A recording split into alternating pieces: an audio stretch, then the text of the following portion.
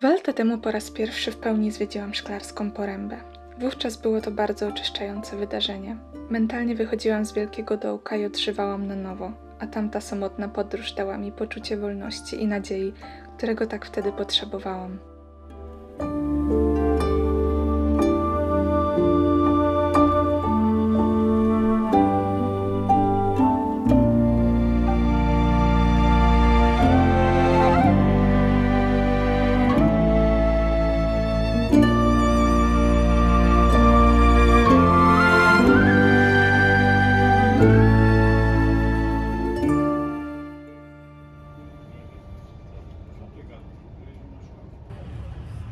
W tym roku cieszyłam się niezmiernie na powrót do Szklarskiej.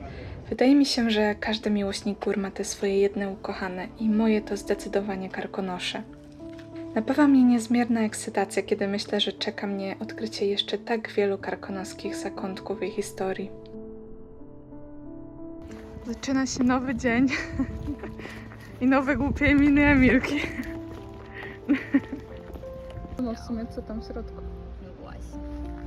O, jaki języczek! Języczek! Jaki języczek! Cześć, maluśku! Cześć, maluśku!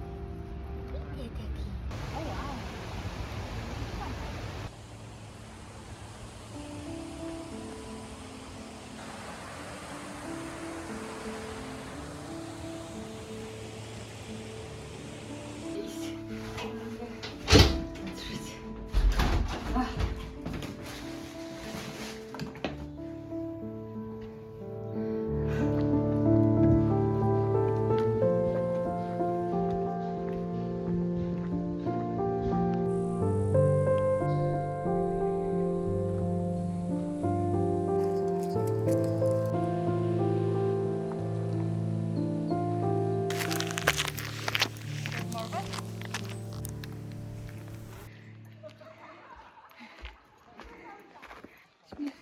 Bardzo zabawne.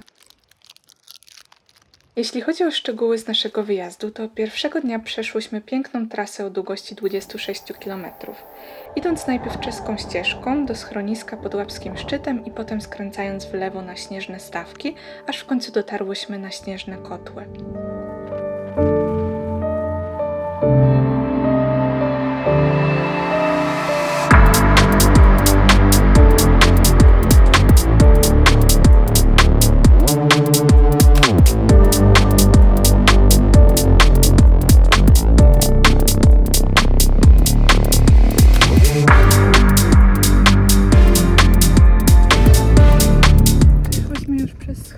Ale jest pora obiadowa, więc jest za dużo ludzi i idziemy sobie na śnieżne kotły.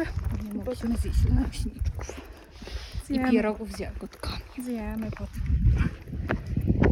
potem jak będziemy wracać, to sobie zjemy. Kazała iść dalej zamiast jeść. Jeszcze nam ludzie mówią, że 30 minut do jeziorek. Jak nas nie okłamali. Nie wiem, wydaje mi się, że chyba taki bardziej widowiskowy jest właśnie Kamieńczyka niż Szklarki.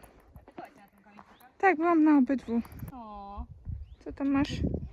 nie. Gdzie będziemy wchodzić? Nie wiem. Tam.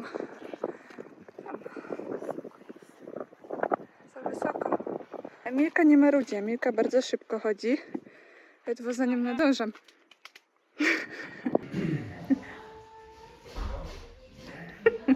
Ostatnia część naszej trasy. Niedługo się zrobi ciemno. I Emilka się boi.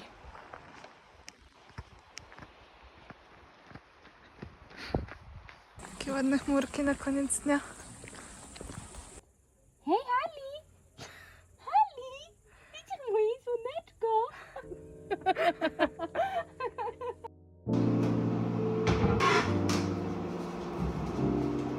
Moim zdaniem jest fajniejsze podejście, bo idziesz przez las. Jest ładniej. O, tu za adresą. No, nie ma innej zabawy. Kolejnego dnia obrałyśmy podobny kierunek na początku naszej trasy. Tym razem udałyśmy się z miasta do wodospadu Szklarki, gdzie klasycznie były już tłumy ludzi. Co nie zmienia faktu, że sam wodospad w otoczeniu lasu wygląda pięknie. Do miasta wróciłyśmy szlakiem zielonym wzdłuż drogi.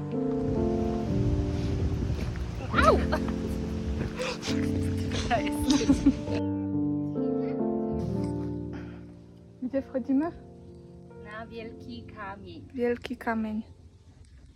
Moje nogi już mi trochę odmawiają posłuszeństwa. A Emilka dalej biegnie po złoto.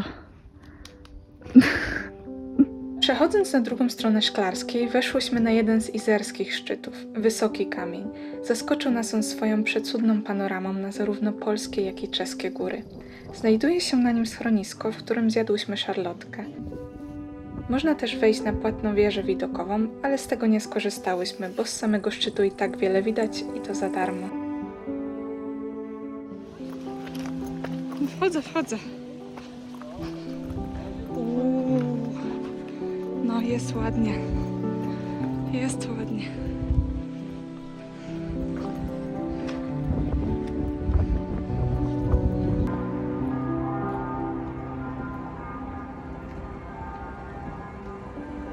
Tak sobie ludzie trenują tutaj z widoczkami.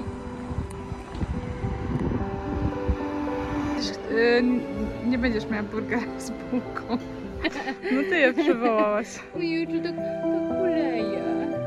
Cześć pieseczki.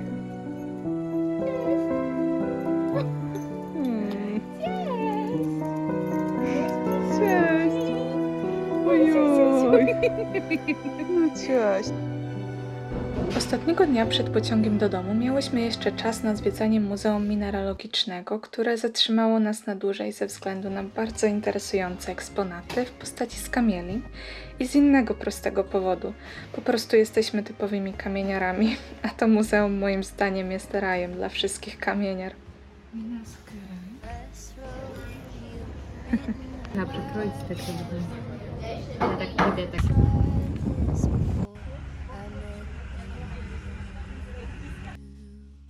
Porównując ten wyjazd do tego sprzed 2 lat, stwierdzam, że tegoroczny był przede wszystkim lżejszy. Fizycznie i mentalnie. Choć lubię samotność, podróżowanie w towarzystwie daje przyjemne poczucie bezpieczeństwa i pięknie zacieśnia więzi.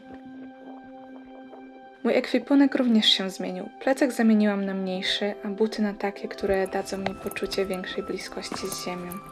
I w głowie było znacznie lepiej.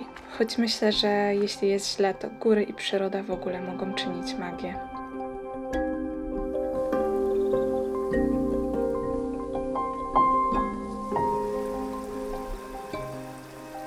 Bo do tej magii brakuje nam często w codziennym życiu.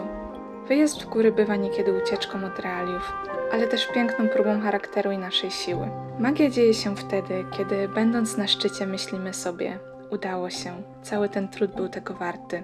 I choć nasze codzienne szczyty są często bardziej odległe, to zapominamy, że tak właściwie na całej trasie istnieją nie tylko te trudne, ale też magiczne momenty.